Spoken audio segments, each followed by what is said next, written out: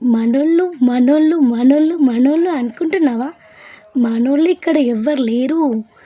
అంత మంది మంది మాత్రమే. మనోళ్ళు మనకి ఎప్పుడు కారు. మందే మనకి కొంచెం బెటర్, కొంచెంలో కొంచెం బెటర్ మందే. ఎందుకు ఈ మాట అంటున్నానంటే నేను చెప్పేది విన్న తర్వాత మీరే రియలైజ్ అవుతారు. మనోళ్ళు అంటే ఒక చిన్న ఎగ్జాంపుల్ చెప్తానండి. ఒక చిన్న ఎగ్జాంపుల్. ఎవరి మీద ఎందుకు, నా మీద చెప్తా, ఓకేనా? నాకే ఇప్పుడు ఒక ఛానల్ ఉంది. నేను ఛానల్ రన్ చేసుకుంటున్నా. ఒక లాంగ్ వీడియోనో, షార్ట్ వీడియోనో, అట్లీస్ట్ ఒక దేవుడి వీడియోనో ఏది పెట్టినా కానీ మనోళ్ళు చూసి పైకి నెట్టేస్తారు.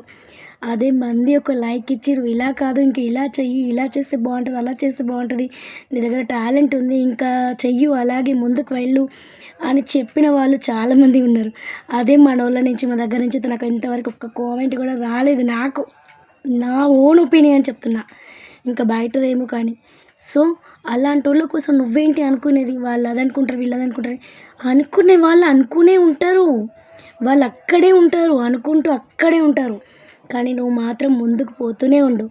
ఏదేమైనా నిన్ను అసహించుకున్నా, చీదరించుకున్నా, నిన్ను పట్టించుకోకపోయినా, అట్లీస్ట్ నిన్ను దేకకపోయినా కూడా, ప్రాంప్ట్గా చెప్తున్నాను, నిన్ను దేకకపోయినా కూడా నువ్వు నీ లైఫ్, నీ గోల్ మాత్రం ఎట్టి పరిస్థితులు వదులుకోకు. ఎవరి వల్లనో వాళ్ళంతా వేస్ట్. నీ గోలు, నీకు సంబంధించింది నువ్వు మాత్రం అసలు మర్చిపోకు. ఇంకా ముందుకు ముందుకు వెళ్తుండు. నువ్వు ఎదిగితే నీ ఎదిగే వాళ్ళ సమాధానం అప్పుడు అంటారు. మనోళ్ళు అనుకున్న వాళ్ళు వచ్చి మన ఎదురుగా చేస్తారులే అందరు అలానే.